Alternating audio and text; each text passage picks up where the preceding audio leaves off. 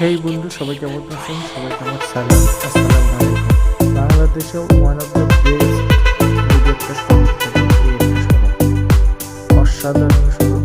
এই সড়কের নাম হচ্ছে বর্তমান সত্যি এক্সপ্রেসওয়ে। তো যাই হোক, আমরা গেছিলাম পূর্বাচল, যে আপনার হচ্ছে কি বলে এটাকে,